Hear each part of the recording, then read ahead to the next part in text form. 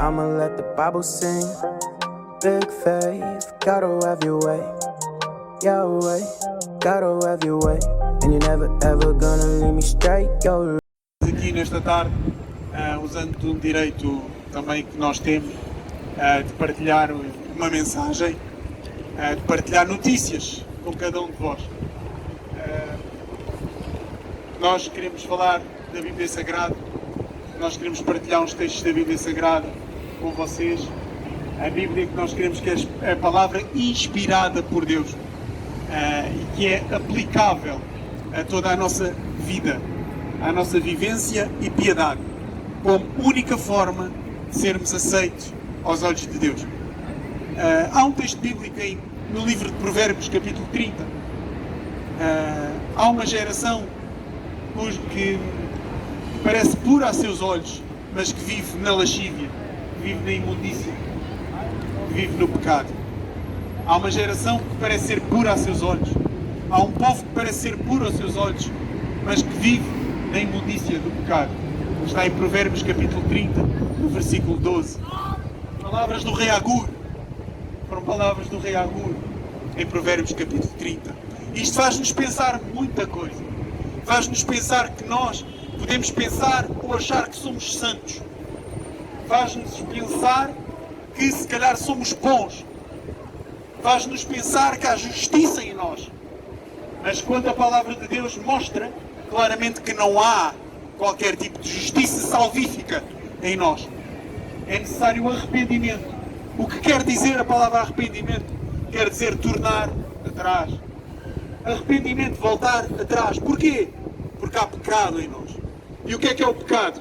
O pecado é a desobediência à lei do Santo Deus, do Eterno Deus, do Criador. Veja, você não está aqui em vão. Eu não estou aqui em vão. Nós estamos aqui porque nascemos. Todos os seres humanos, todos nós nascemos a chorar. Nascemos a chorar. E ao longo da vida também choramos. Por determinados motivos, por determinadas circunstâncias. Mas precisamos de salvação. Porque a Bíblia diz que até as nossas melhores obras são como trapos sujos diante de Deus. Até as nossas melhores obras. Como está o nosso coração? Será que o nosso coração está puro? Está limpo? Está santo? Está separado, santificado?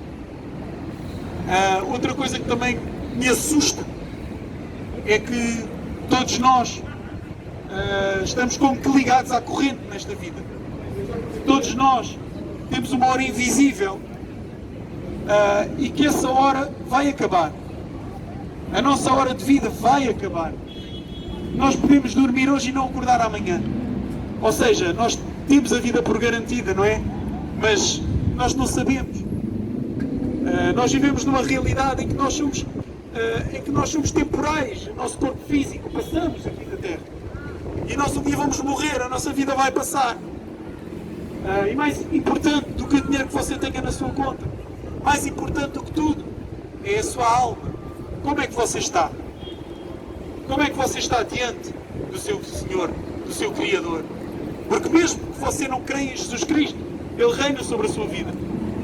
Mesmo que se você não reconhecer Jesus, Ele reina sobre si e sempre irá reinar. Agora a questão é, de que lado você quer se encontrar no dia do juízo? A Bíblia diz, o homem está ordenado de morrer uma vez só. E vindo a morte, depois a morte vem o julgamento, vem o juízo.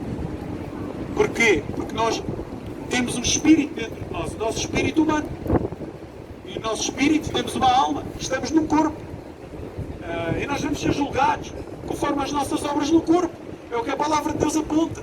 Não há como dar a volta a este assunto. Nós às vezes temos teorias, mas não é bem assim, mas não se trata dessa forma. A palavra é clara, é perentória a dizer que vamos estar diante do Deus Todo-Poderoso. A palavra é clara a dizer que vai haver um dia em que vamos dobrar o joelho e vamos estar diante do Criador. E agora, como é que nós vamos estar quando chegar esse dia? Como já expliquei em Hebreus 9:27, diz que vindo a morte vem o juízo. Portanto, isto nos mostra que temos de estar preparados a toda a hora. Isto nos mostra que temos de estar preparados a todo o momento, porque vamos ter um encontro com o nosso Criador.